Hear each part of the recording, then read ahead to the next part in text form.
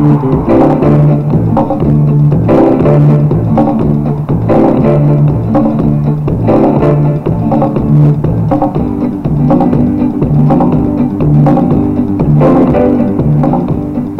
Indian Football Association can in fact be credited for the origins of the soccer game in the East.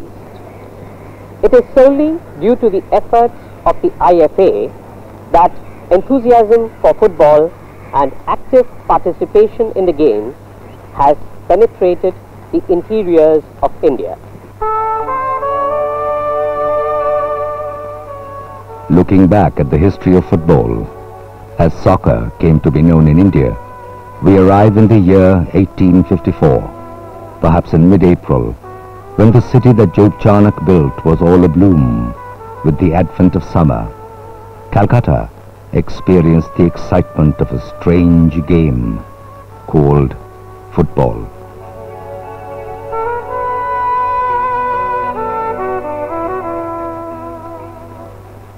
The two teams, Calcutta Club of Civilians and Gentlemen of Barrackpore, were spotted on a ground at the Maidan, and a few lucky Calcuttans managed to watch that strange game called football, which was still very much alien to the Indians at that time.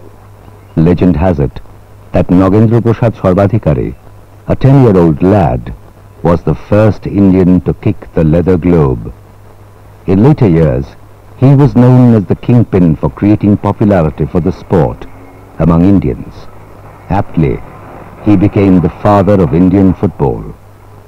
Nagendra Prasad mobilized a few friends from Hare School, procured a ball from Manton and Company on Chourangi, and started playing.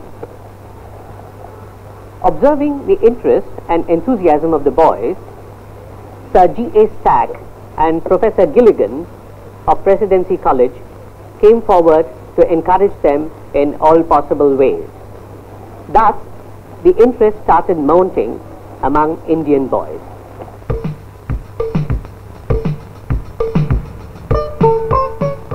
With the establishment of Indian clubs like Shobha Bajar, National, Kumartuli, Town Club, Howrah Sporting, Bhukailash and Wellington during the 1880s, Indian footballers were ready to take up the challenge of local British teams.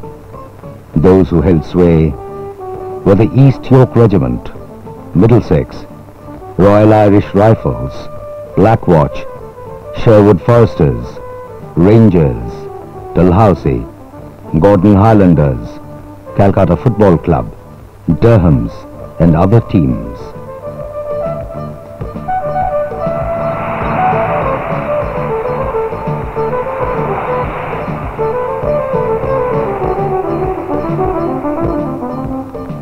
In 1889, the movement intensified, with the two most inspiring teams appearing on the horizon, Mohun Bagan and Aryans. Founder Dukhiram Majumdar's efforts paid rich dividends in the later years, when his club, Aryans, came to be known as the nursery of Indian football.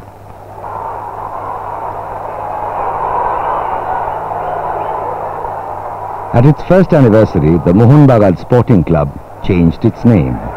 They were renamed Mohun Bagan Athletic Club by the suggestion of Professor F.J. Rowe of the Presidency College, who presided over the anniversary function.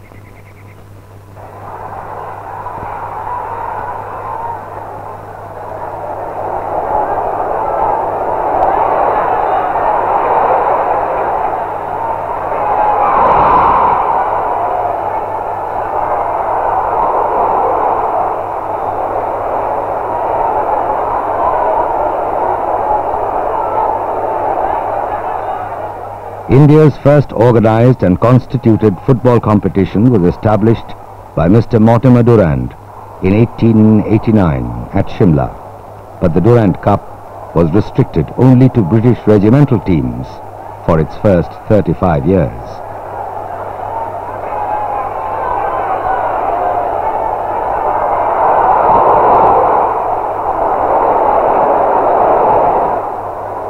In the same year of 1889, Calcutta saw the first ever open football tournament in the Trades Cup.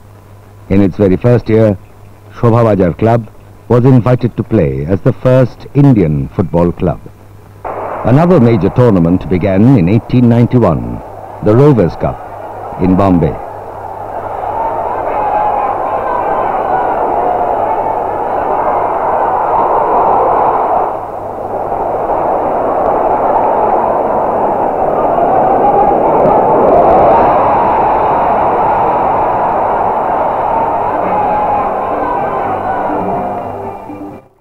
In 1891 again, the Mohammedan Sporting Club gained its permanent identity.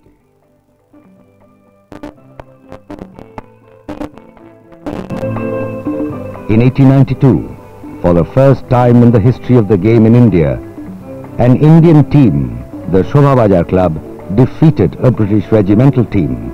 The achievement was hailed by leading newspapers, including the Times of London. Now, with the realization of the dearth of organized effort and integrity, it was decided to set up an association to manage the administration as a whole. A special meeting was convened by the Whites in the year 1892. The historic meeting was held at the Shobha Bajar Club tent, where Nagendra Prasad attended as the Indian delegate. Among others, A.R. Brown and B.R. Lindsay of Dalhousie Club and Watson of Calcutta Club were also present, and the association was named Indian Football Association. From the following year, the association started its IFA Shield, a competitive open football tournament of the biggest dimension. In 1893, it formally took shape. The first president of the Indian Football Association was Mr. Macpherson of the Calcutta Football Club, and its first secretary was Mr. A.R. Brown of the Dalhousie Club. Sri Kalicharan Mitro was the first Indian member of the IFA committee. They decided that the IFA Shield would be given an All India status to give the game the basis of a more widespread popularity. Shobha Bajar once again had the distinction of being the first Indian club to participate in the inaugural IFA Shield tournament, and its ultimate winners were the Royal Irish Rifles.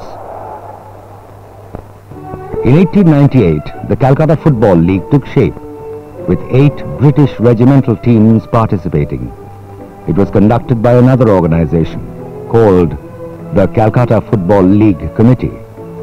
The reservations of colonial politics and social life was brought into the playing fields by the separationists.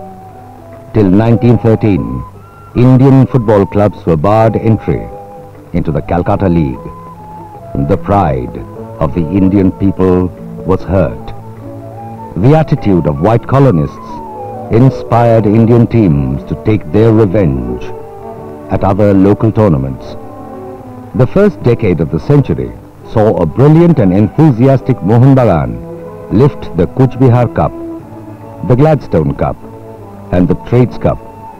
It was this consistent excellence in performance that opened their way for the entry into the IFA Shield in 1909.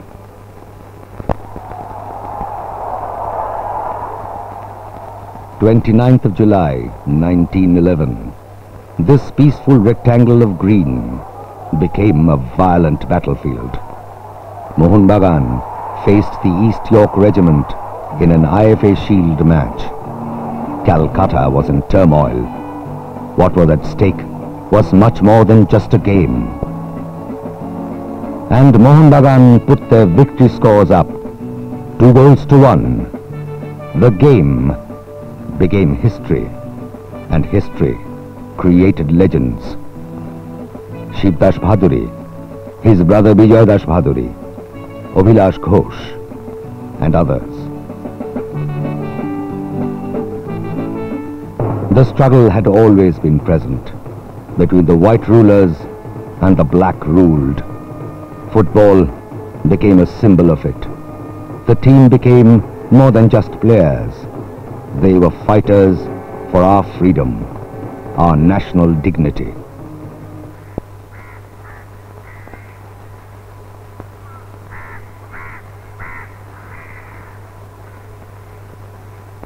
In 1920, the East Bengal Club was established by Suresh Chandra Chaudhary, a renowned zamindar of Mymensingh. He had enthusiastic supporters in Rai Bahadur Torit Bhushan Rai and Sharada Ranjan Rai. More feathers were added to the IFA cap when it went overseas to play. The first Indians to play on foreign soil were members of a combined Bengali team raised by Mr. A.B. Rosers of the Calcutta Rangers Club under the IFA in 1924.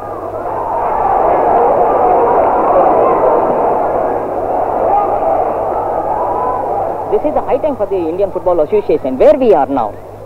They should realize the past where we are and the present where we are. Now they have to think it up seriously and they try to give more place to the country than only the total contribution. I mean, every country, every state responsibility lies on them. They should fulfill that one. Calcutta has been called, now still the Calcutta is calling the Makkah of football. Now most of the cream footballers, they are from the other state, they are coming to Calcutta and they are playing here. And the number of talents, where you can see from here also, in Calcutta if you go round about, there are a lot of talents. Real talents we are available in Calcutta, nowhere in others in the country. So the IFA should take a constructive program right from the grassroots level.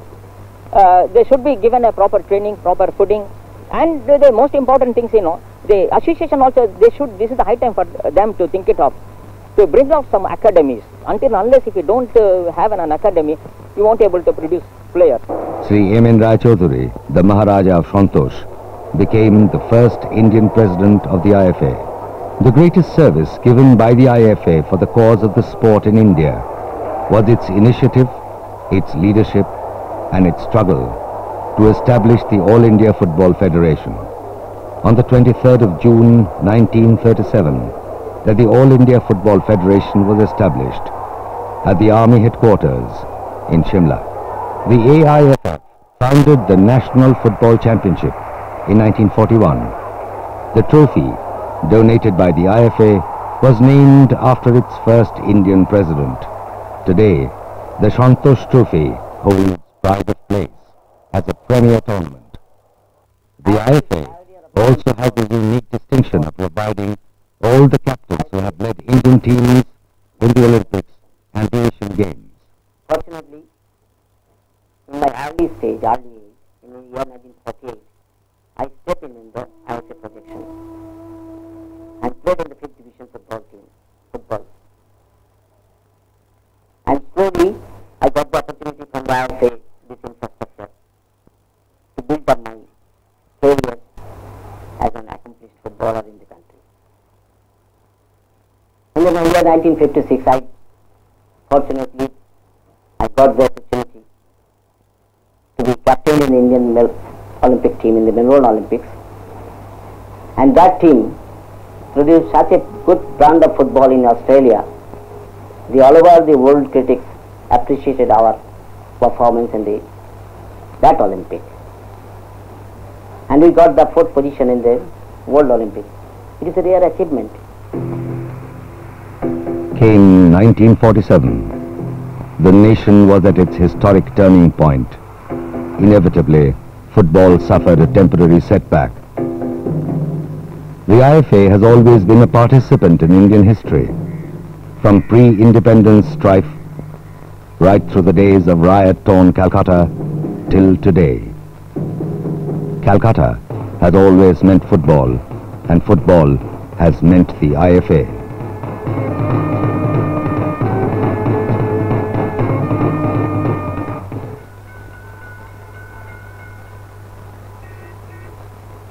Bright pages of glory and history, bright pages of achievements and accomplishments.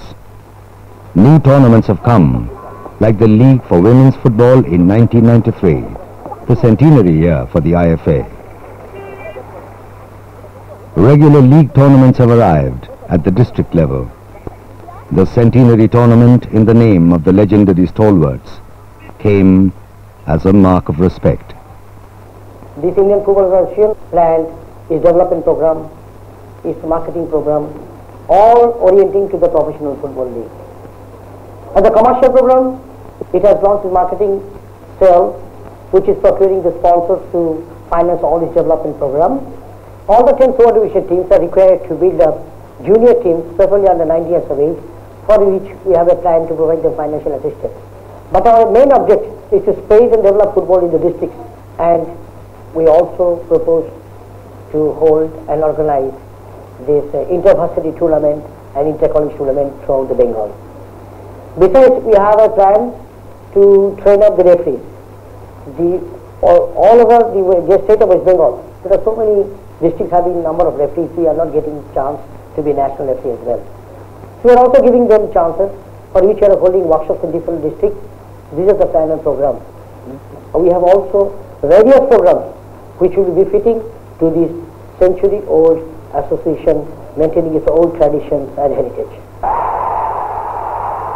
The galaxy of Indian football has had many meteors, shooting stars who have left undying memories. Shoilin Manna, Ahmed, Sukumar Samajpati, Rahim, Jarnail Singh, Ram Bahadur, P.K. Banerjee, Surojit Sengupta, Sudhir Kormokar, Habib, Chuni Goswami, Balaram, Mewalal, Naimuddin, Shabir, Chima Okeri, Majid Bakshar and Baichung Bhutia have come into the orbit of the IFA.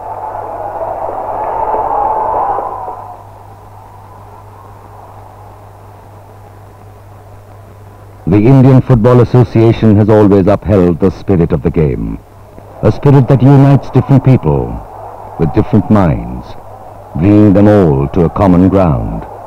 And the football ground during the match comes alive as a platform for camaraderie and solidarity.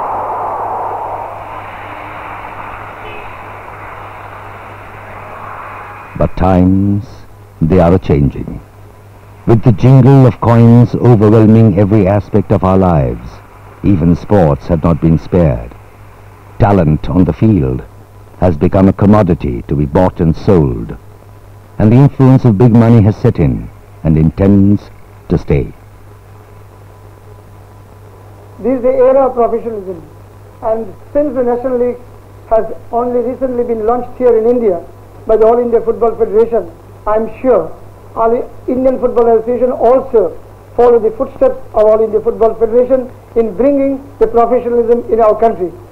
Of course, IFA is very lucky to have three important clubs in the city, Mohun Bagan, East Bengal and Mohun Sporting Club, who have got immense and great number of followers, and that makes easy for IFA to function in such kind of atmosphere. Today, the kick-off for football can only come from the barons of the game.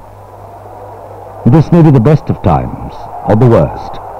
Only the worshippers of the art of football will decide. The IFA created history and set a trend through trials and tribulations. That is why its very name stands for the history of the game. A name that breeds Calcutta, a name that is part of the spirit of its people. The creator of an ethos that must survive. The IFA, the Indian Football Association.